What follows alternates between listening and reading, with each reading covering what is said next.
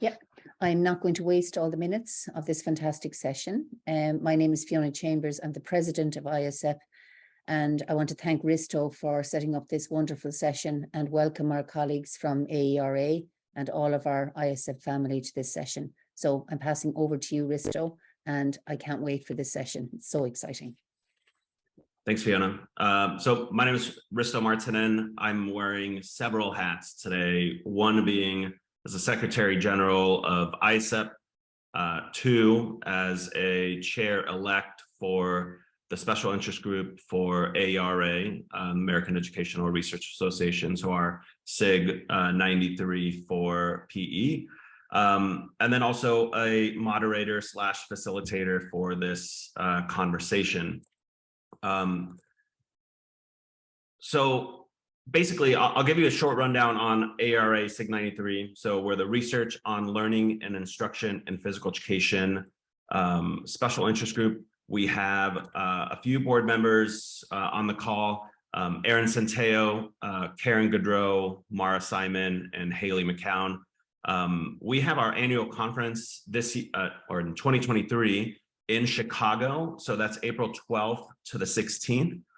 So although the normal abstracts have been closed for that, we are still seeking applications for our Invisible College. So on Wednesday before the conference starts, we have several hours, 6 hours or so of thinking outside the box, having conversations about key issues in physical education research.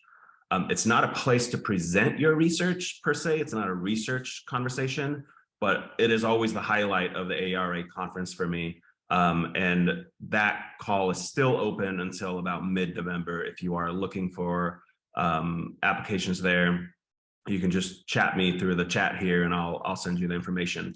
Then let me just give a plug for also our AIESEP conference that's coming up 2023 in Chile. It's July 4th to the 7th.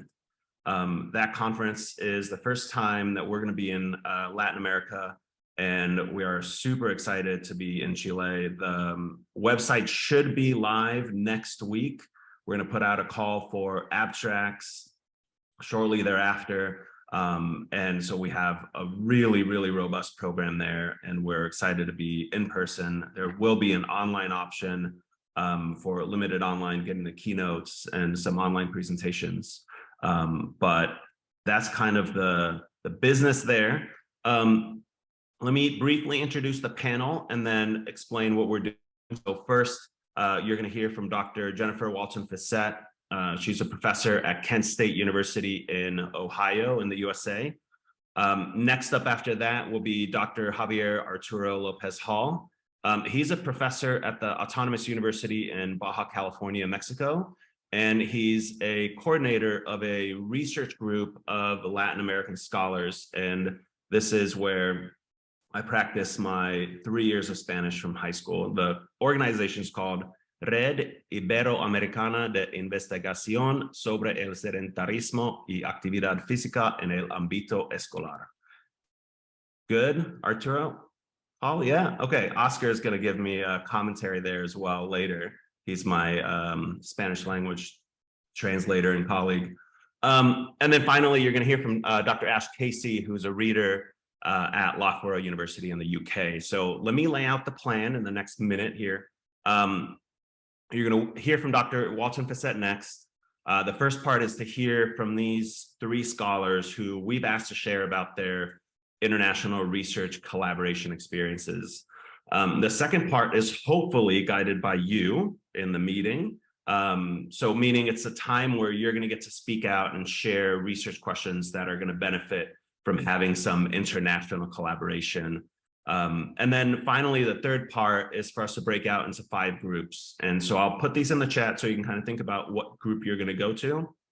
So they're policy, assessment, social justice and PE, physical activity, and PEAT. So we're going to have key or discussions about key topics in those sub areas in those breakout groups. So without further delay, let me pass it over to Dr. Walton Fisette for her brief talk. Thanks, Risto, and give me the hook since I don't have a lovely PowerPoint like Ash to guide me. Happy weekend, everyone. I'll just say that since we have people from a wide variety of time zones and different days, potentially. Again, Jen Walton Fisette from Kent State in Ohio. Behind the scenes, Risto mentioned AERA in Philadelphia, which was in 2014, and that is really where my collaborative work started. I was on a panel with Laura Azzarito that was talking about revitalizing the social justice agenda. And up to that point, I had really focused on research that focused on adolescent girls' embodiment, which is really like the work of Kim Oliver with the activist approach. But at the time, I felt like the change that I was hopefully making was with such a small population of students that I felt like things had to change in a bigger, larger perspective. And so ultimately, as part of my panel talk there, I said, here's the research study that I want to do. Who wants to join me? And so that was at the AERA SIG. And at the time, there were people from the US, UK, and New Zealand, and ultimately people who are interested in social justice work.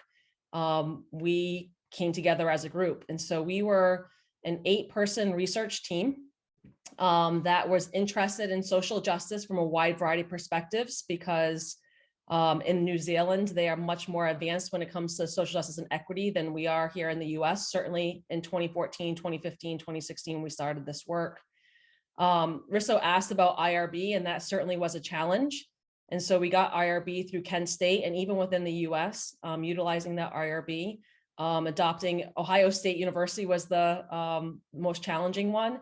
But even though we had IRB here in the US, in other countries, they had to go through their own ethics process, which really wasn't that bad because we already had the framework from the IRB that we did here. We call it Institutional Review Board here in the US. Sorry, I shouldn't use acronyms.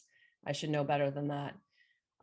We had to really collaborate and have long discussions, and we were using Zoom before everybody was doing it with COVID, and figuring out different time zones. And that was always, fascinating and great. But we met through Zoom, and we really had to define and identify how we were defining social justice and what that looked like. And that was really important, particularly when we were developing our data collection tools, because we had to be on the same page, because we were interviewing a wide variety of participants and in different contexts in countries. And when you're doing social justice work, of course, that, really matters. And that really did actually get a little bit tricky, because some of my colleagues on this work recruited people that did social justice work, where some of us just recruited anybody. And of course, that can potentially skew the data based on what we're looking at. Especially from the US perspective, I was arguing that it's a paucity of social justice and equity work here, which was, quite clear. And so, but really gathering the participants, gathering the data, that was the easy part for the most part. We did it in our different pockets, and it was interesting listening to interview transcripts and how some of us probed more than others. And I mean, for a qualitative research study, an 8-person team is quite large. And you can't account for that about, even though we had an interview protocol, it was semi-structured, and what is the probing, who digs deeper, who asks more challenging questions. And that was definitely seen across the 8 people in the research study. That didn't come out through the findings so much, because we really used our interview protocol in some ways to help guide, some of our themes. But the data analysis part, and that's with anybody, and this doesn't have to be international, but everybody looked at it, even though we had our theoretical frameworks, from different perspectives. And I think that took us the longest time, was the analysis and making sure that we were on the same page, looking at the data in multiple perspectives. And that took a long period of time. I will say here in the US, we have what is called tenure and promotion. I didn't start this collaboration until after I got tenure, because I knew that it was going to take a long period of time. Ultimately, our work started, this was, I think, April. I literally found out I got tenure and promotion on the drive down to Philadelphia before this all happened. So April 2014, and we, the work happened for a few years before we came out with any kind of products.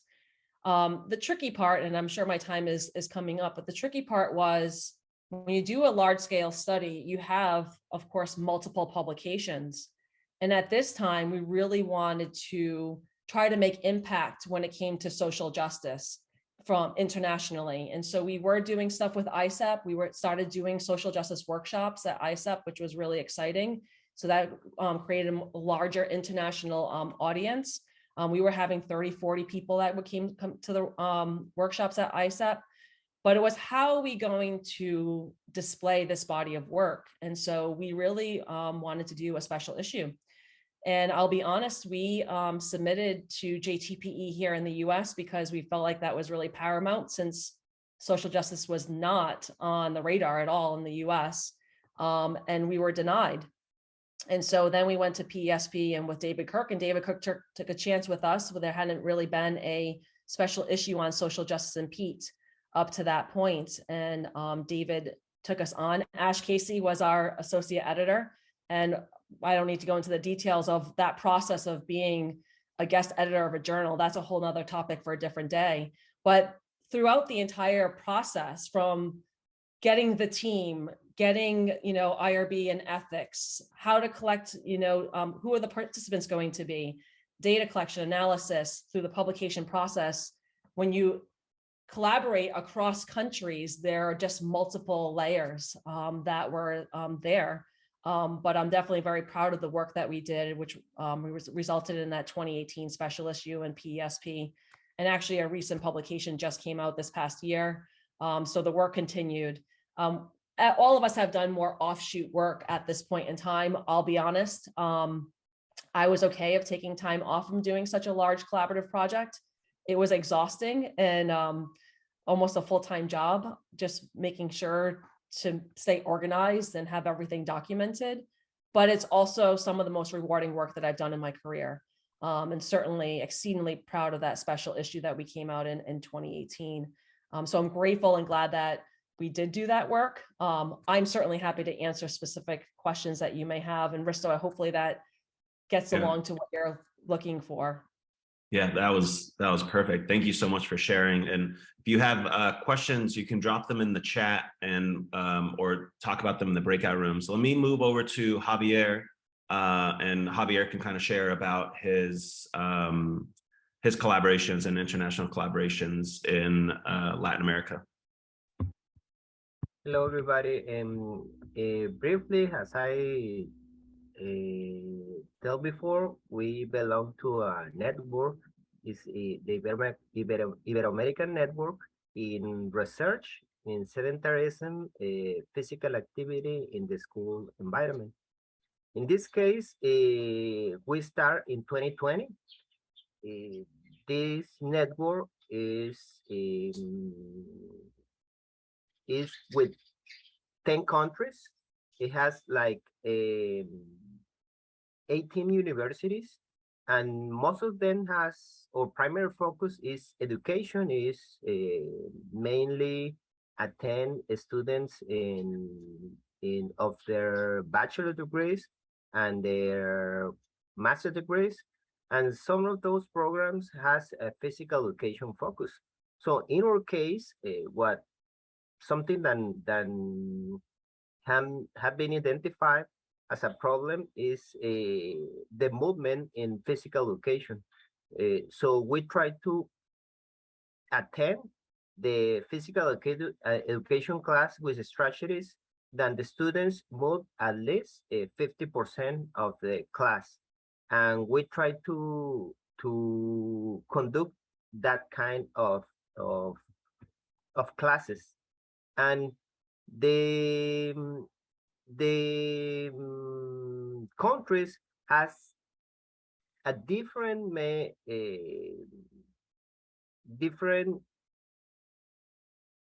main or objectives in physical education. And we try to, in this part, try to collaborate with exchange, mobility of professors or mobility of students as part of the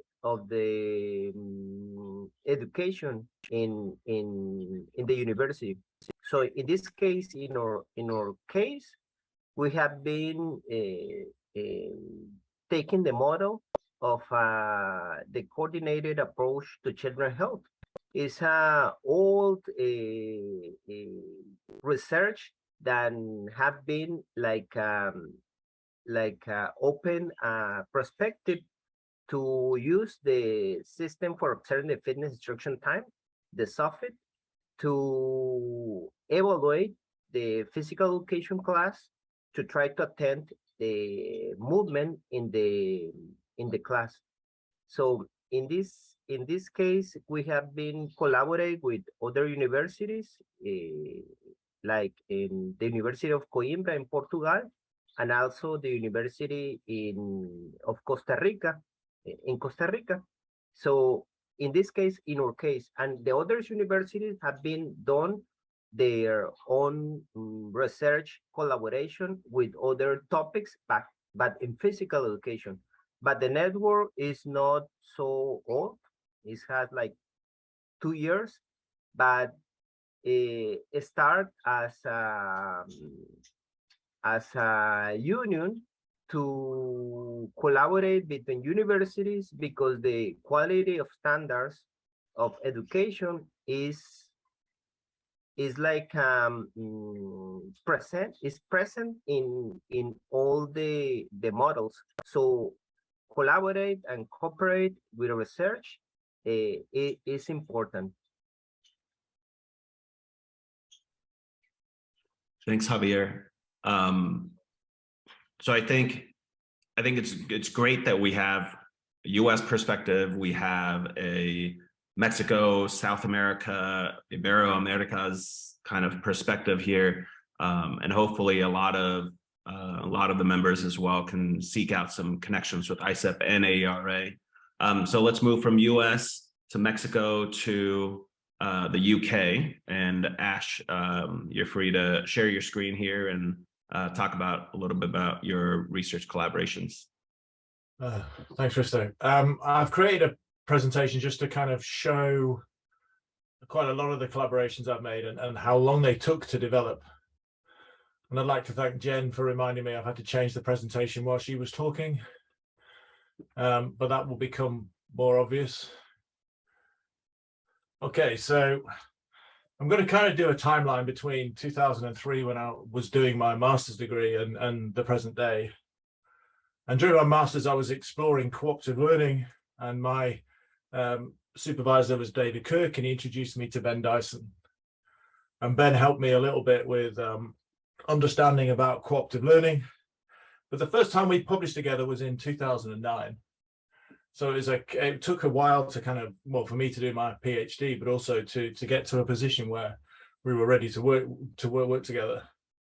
2005, I went to my first British Educational Research Association conference, and it's the first time I met Anne McPhail, Håkan Larsson, and Mikael Kavenestad. And then it took us probably longer to get to a stage where we were ready to publish together.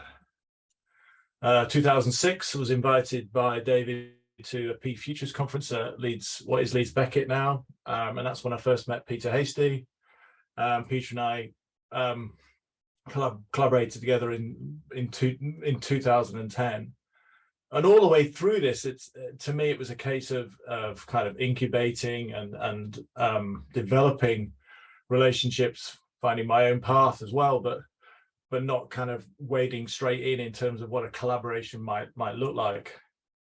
2010, I met Tim Fletcher at AERA, and I presented a piece from my PhD, and Tim came up to me at the end and said, I think we're doing similar work. Do you want to have a coffee? And if you know Tim, that's very Tim. But I met Javier in 2010. I was invited to Spain to deliver at a cooperative learning conference. And again, it takes time to kind of develop these relationships, and it goes on. I met Nicole Mockler, who is a educational researcher from Australia, in 2013, and we published something together in 2015. Now, this is the bit where Jen's corrected me, because I went to Madrid to the AIESEP conference when I first met Doug Leddy, but actually I'd met Lee the year before at 2014 in Philadelphia, because I remember sitting in a cafe with having breakfast with Tim and Lee, and we were talking about a book we were going to publish, and Doug couldn't be there. So then I met Doug in 2015, and again the collaboration took time to kind of evolve. Lars Bjorke and Irene Rockamora came to Loughborough and worked with me in 2017 and 2019 as during their PhDs. They spent 4 months and 3 months respectively working, and we published in 2022 together. So I guess this timeline and what I'm trying to show here is that it takes time to get to a position where you're ready to work with somebody. And thinking about this, I kind of came up with a kind of 3 main points, I think, in terms of how I approach collaboration. And some advice is, it's about people, it's about making connections, it's about establishing that this is not a throwaway, this is somebody who's going to who shares an interest, but who's also going to challenge you. All the people I've worked with have really challenged me to think differently about the issues we're dealing with. The paper that I wrote with Anne McPhail, Michaela Kavenestad and Håkan Larsson was a car crash to start with. We all were coming at it from completely different perspectives. Anne and I were probably aligned, Michaela and Håkan were aligned, and trying to get a narrative and where we were kind of exchanging ideas was really challenging, but we had to trust each other to be able to have those conversations and to feel safe having those conversations. The next thing is that shared ideas are important. If somebody comes to me with an idea that's already fully cooked, first thing I'm thinking is, what have I got to contribute to this? And sometimes I come and go, did you really ask this question? Because the really interesting question has about 3 different words in it than the one you actually asked. Or didn't you collect this? So building ideas together is really important, because there can be a sense of, well, there is a sense of ownership. So you've made connections not only with people, but also with ideas, and those ideas are evolving. And finally, it's about action. When I work with people, I want them to do their share. I don't want to do my share. I want me to do my share, but I do want them to do their share, and at the time that we kind of agree. So my advice in any collaboration is decide what you're going to do before you do it.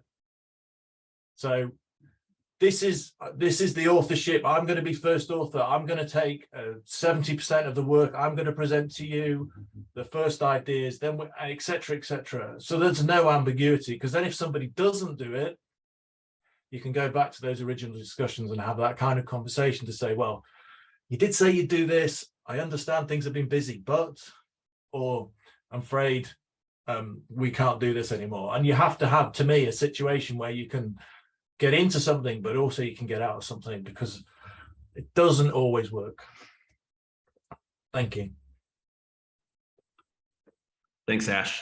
That's awesome. I feel like any PhD student or master student getting into it would really benefit from seeing that as well, because you could see how long sometimes it takes to get those collaborative efforts going. And I think the comment at the end about doing your share, and so anybody that's worked with other colleagues on collaborative papers have found out who not to collaborate with in the future as well. And we've all probably been there and been like, okay, well, this was really tough, and I'm going to choose not to work with that person.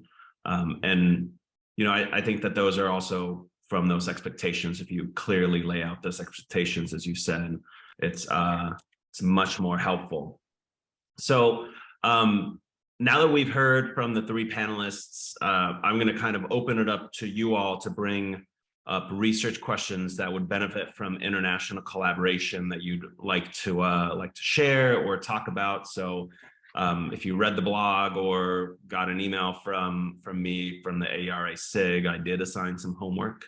So if someone has something to share, please feel free to raise your hand if you feel more comfortable putting it in the chat. You're more than welcome to. In the interest of starting to roll this out, I'll share a little bit about kind of what what I would love to understand more of is these nuances of after-school programming around the globe. And as I'm speaking to you now, I actually owe my colleague from Mexico, Oscar Nunez Enriquez, on this call, a draft of a final paper on a review of research on before and after school physical activity programs across 20 years. And that review has really led me to realize that there are just so many similarities across countries and a ton that we can learn from each other in how we conduct out of school space physical activities. So if you're interested in working in that out of school space, I would love to connect with you and we can chat further. But do we have other people on here who would like to share or have some good ideas or some overarching questions that would lead to some collaborative efforts? Go ahead, Menno. Yeah, thank you, Risto. Hello, everyone. My name is Menno Slingeland, Eindhoven, Vondel's University. Yeah, most of my work is on didactics and especially assessment. And we've done some work on that, but something that I'm really curious about is because we see like the narrative around assessment is changing a little bit from summative to more formative forms of assessment or assessment of learning versus assessment for learning. And I think this differs greatly across countries, perhaps even within policy documents. But then next to that, also in what is happening in PE classes around the world related to assessment. So are there countries that are really like advanced in their thinking and their practice on assessment? And how does this differ from other countries? That's something that I would be really interested in like using for collaboration. Awesome, thanks, Menno. And maybe you can put your email address in the chat. So for people who are interested in reaching out for more, that would be a great way to start the conversation. Others?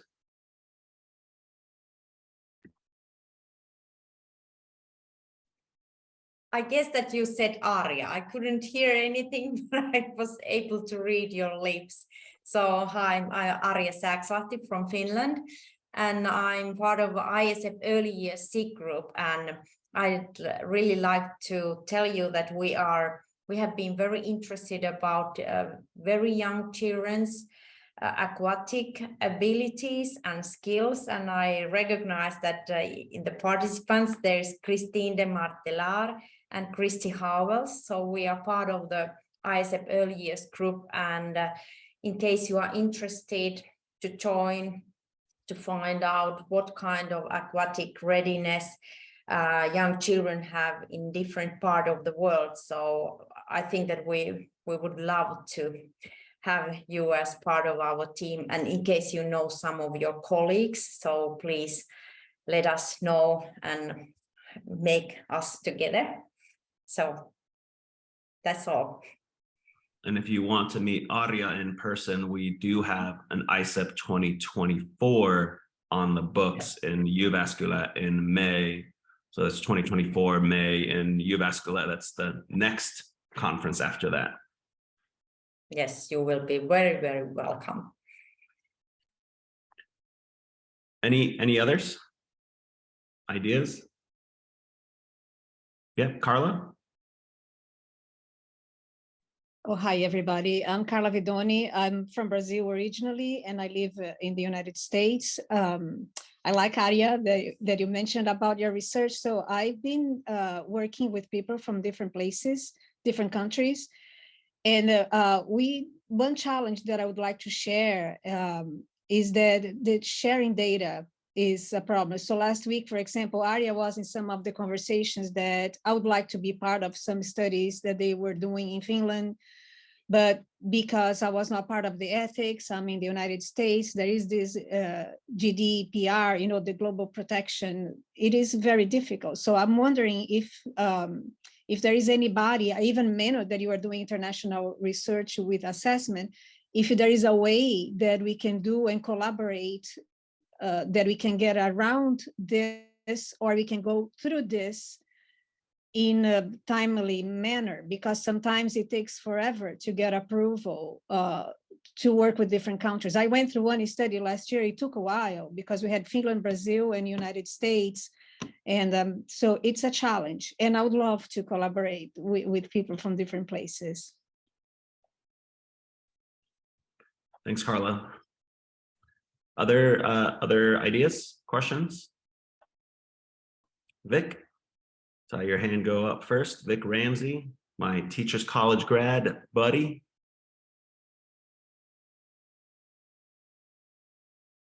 Vic, you're on mute. I see that you are unmuted, but we can't hear you. Yes. Can you hear me now? Awesome.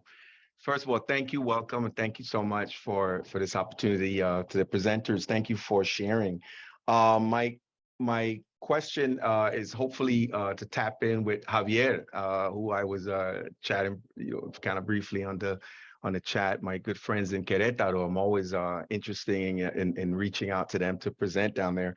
But so I translated an instrument to Spanish, and I am currently, I pass it on to folks in my college's linguistic department to get an accurate translation back to English.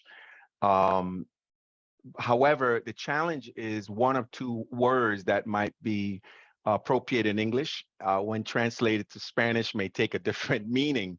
So at some point, I would like to perhaps reach out to Javier and touch bases with him, having some contacts again in Mexico and then Puerto Rico and in Panama. Would like to touch bases with him on that. But the question also has to do with the actual process for translating any type of instruments. What is, because I recall when I attended AERA, I went to this table where they had these various resources, and no one could give me a precise answer as to how could I go about getting something translated accurately using, say, reputable research resource. So if anybody could share that with me, I'd be greatly appreciated. And thank you. Thanks, Vic. Really appreciate that. Aaron? Yeah, I have pasted something into the chat, and I don't want to go into detail because you can read it there. So we established two networks, but these networks are always within the European Union because they are funded by the Erasmus Plus program. And I just want to give a little bit other direction into the discussion, and perhaps somebody could share some ideas about collaboration across continents. And I'm always thinking about how can we do good collaborations and get some funds across continents. And that is really a complicated and difficult thing. And perhaps there is somebody who has some experiences in that area. So we get a little bit money from our university or for bilateral collaborations and so on. But if there is somebody in the call who wants to share his experience or her experience in that, I would really be interested in that. Thank you. Yeah, thanks, Aaron. The funding thing is really interesting. And for those people that work outside the US has a different funding system. Like for us at George Mason, we had a partnership with Oslo Metropolitan for a faculty, PhD student, and a actual like secondary primary teacher exchange where we would send teachers to observe in the other city, essentially from Washington, DC to Oslo. And I was able to take part in that. And what I learned from there was that George Mason and Oslo applied for funds from this international organization, but they gave the grant fully to Norway, because if you would have done it for the US, our university would have taken 57% of that research funding off the top because of the indirect fees. So big, huge grants get cut over half a lot of times. So those are all the questions too, is like, if you get funded, where do you want the money to go, where it's going to be passed down the most to those people who are actually working on that project. So, and others, please post in the chat. And Hal, thank you for that question, because it's going to keep me up at night thinking about how to answer that. Christina. Yes, when Ash was presenting, I got an idea, because it's very important that we start from people, ideas, and then the action. But I was thinking when he was presenting, perhaps before waiting for big budgets, we can also use some sharing master thesis students abroad, between different countries or between different partners. If we know each other a little bit and their research lines, we can bring together also at a very low level and guide some students together. That can also be inspiring for the young generation to get a first step to the internationalization. So it was Ash who inspired me, because we do it when we go to conferences, but thanks to the online possibilities, perhaps there is also more in the future to be done with the master thesis students. That was my inspiration, thanks to Ash. Thank you. Other comments? We have a couple more minutes in this section for anybody to share.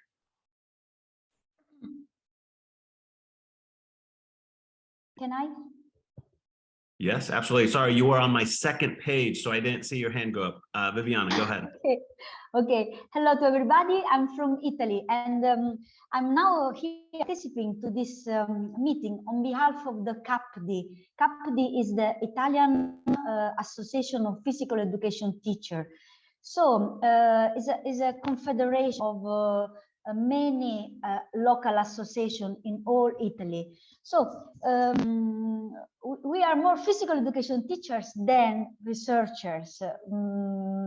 If you need some cooperation, some data from Peter, from the schools, maybe I can help you. Of course, in Italy, it's easier if you want the data from students that have 18 years old and not under.